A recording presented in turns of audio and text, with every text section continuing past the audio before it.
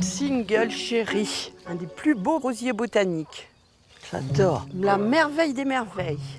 Allez, au boulot. Elle, c'est Marie. Et là, c'est son jardin que vous avez classé en 11e position. Nous sommes dans le centre de la France, une région au climat continental et au sol légèrement acide.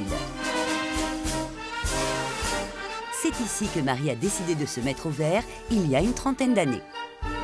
On vivait à Paris avec 2 enfants en bas âge et j'avoue que c'était vraiment pas ma tasse de thé de passer mon dimanche après-midi au jardin du Luxembourg.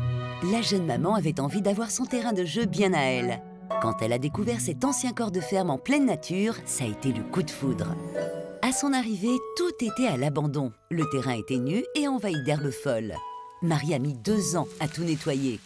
Par chance, la terre était fertile, légère et sableuse, mais question jardinage, ce n'était pas gagné. Je savais même pas ce que c'était que la différence entre une plante vivace, une plante annuelle, les arbustes, les persistants, les caducs, enfin j'avais tout à apprendre. Pendant des années, elle a beaucoup lu, suivi des cours du soir et des formations. Il lui a fallu 20 ans pour que le terrain en friche se transforme en un jardin champêtre où le verger, la roseraie et les bordures, les mixed borders, se confondent à la campagne environnante.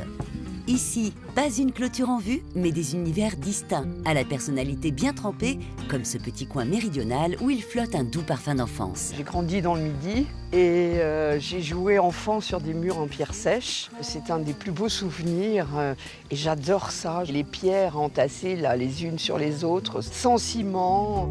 Et pour remplacer la lavande qui ne survit pas au climat de la région, Marie a disposé des nébétas sur son muret. Cette vivace parfumée fleurit du printemps à l'automne. Très facile à entretenir, elle donne le même effet visuel et fait du coup le bonheur de leur propriétaire. Je suis toujours contente quand on me dit qu'il est bien réussi, mon petit coin de Méditerranée dans le Berry. Un des talents du jardinier est de savoir maîtriser les périodes de floraison. Par exemple, même quand les roses ne sont pas en fleurs, la roseraie reste vivante, notamment grâce aux iris, une des plantes favorites de Marie. Ils sont parfumés, c'est un vrai bonheur. Hein. C'est un parfum sucré et épicé. J'adore ça.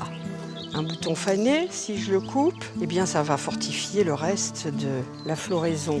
Donc ça, c'est quand même quelque chose qu'il vaut mieux faire. Veillez à ne pas planter le bulbe trop profondément et à choisir un emplacement ensoleillé à l'abri du vent.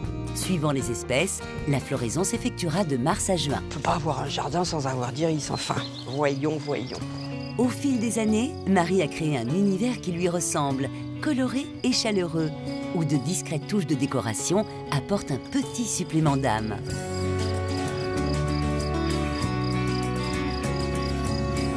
Un véritable coin de paradis, le résultat d'une passion restée intacte jusqu'à aujourd'hui. La passion jardinière, je pense qu'on est tous comme ça, qu'on est découragé par moments parce que la météo, parce que les échecs, et puis voilà, un rayon de soleil, quelque chose qui se met à fleurir, c'est sans arrêt comme ça. C'est bourré d'émotions, cette passion jardinière, et c'est ce qui nous tient.